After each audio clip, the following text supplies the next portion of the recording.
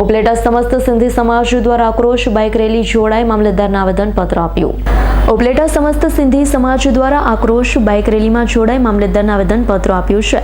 અમદાવાદમાં 7th day સ્કૂલના વિદ્યાર્થીની હત્યાના ઘેરા પ્રત્યાઘાત ઉપલેટા સમસ્ત સિંધી સમાજ દ્વારા મૃતક વિદ્યાર્થી નયન સંતાણીને ન્યાય અપાવવા મામલતદારને આવેદનપત્ર આપ્યું છે। શહેરના બસ સ્ટેન્ડ ચોકથી મુખ્ય રાજમાર્ગ બાપુના બાવલા ચોક ભગતસિંહ ચોક ગાંધી ચોક જીકરિયા ચોક નટવર રોડ થઈ નાગનાથ ચોક થઈ મામલતદાર કચેરી સુધી બાઇક રેલી યોજાઈ હતી। મોટી સંખ્યામાં ઉપલેટા સિંધી સમાજ તથા હિન્દુ સમાજના લોકો રેલીમાં જોડાયા હતા। સિંધી સમાજ દ્વારા પોતાના ધંધા રોજગાર બંધ રાખી જન આક્રોશ બાઇક રેલીમાં જોડાઈ ઉપલેટા મામલતદારને આવેદનપત્ર આપ્યું છે।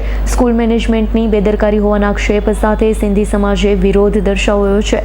વિદ્યાર્થીની હત્યા કરનાર આરોપીઓ સામે કડકમાં કડક સજા થાય તેવી માંગણી સાથે આવેદનપત્ર પાઠવવામાં આવ્યું છે। ગઈ 19 તારીખે અમદાવાદની 7th ડે ઇન્ટરનેશનલ સ્કૂલની અંદર એક જઘન્ય બનાવ બની ગયો। 16 વર્ષનો એક હિન્દુ યુવાન નયન અંતાણી એની ઉપર વિધર્મી દ્વારા છરીઓથી હુમલો કરવામાં આવ્યો। સ્કૂલના કેમ્પસની અંદર આ નિર્દોષ વિદ્યાર્થીનું મૃત્યુ થયું।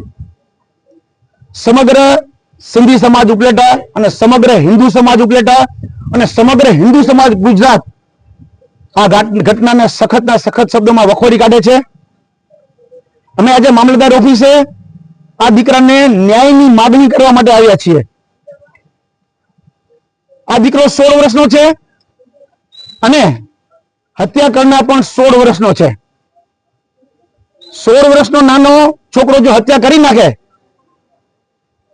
તો એને નિર્દોષ છોડવામાં ના આવે, એને પણ સખત સખત સજા કરવામાં આવે એવી અમારી સરકાર પાસે માંગ છે। અમારી સરકાર પાસે માંગ છે કે આ સ્કૂલનું રજીસ્ટ્રેશન રદ કરવામાં આવે।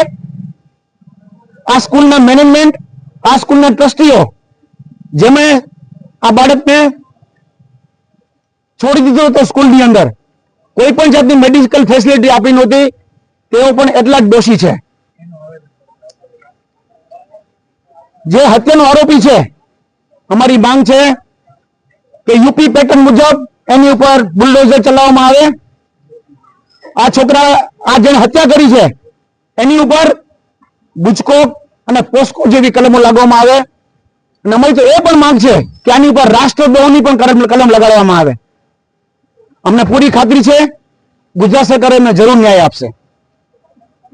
વિપુલ ધામેચાનો રિપોર્ટ S9 ન્યૂઝ ઉપલેટા।